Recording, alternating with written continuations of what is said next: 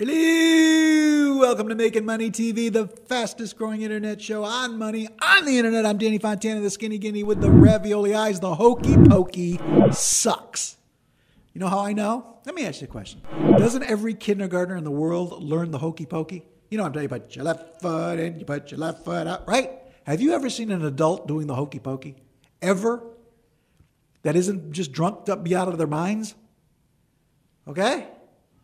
There's a reason for that, because it stinks. And you can't invest that way. You can't put your right foot in and take your right foot out. You can't get in the market and get out of the market and expect to make money really quickly. And you got all these bozos on TV telling you exactly how to do that, and you can't. It's like trying to catch a falling sword.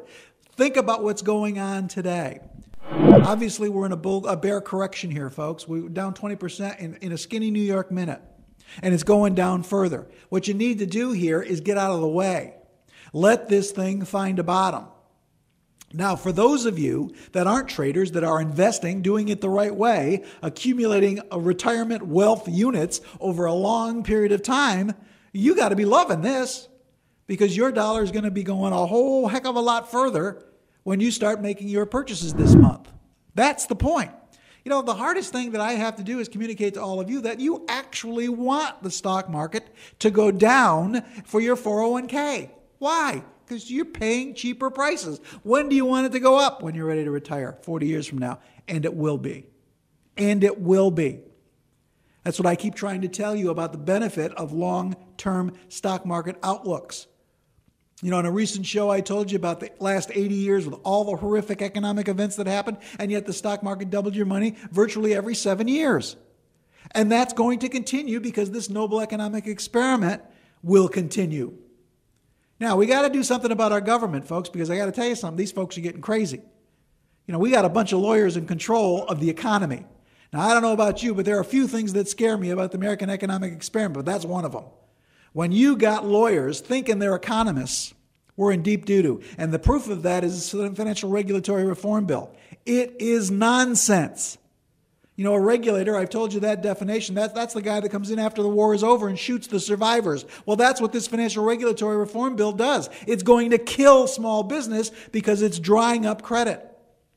Now you got another government watchdog. They can't watch their feet, okay? They can't take care of themselves. And they're putting together another agency. Listen, folks. You can't help solve the credit crisis in this country. You cannot do it without addressing the Fannie and Freddie situation. You can't do it. We had Barney Frank 5, 6, 7 years ago say everybody in the United States has a right to own a house. That's wrong.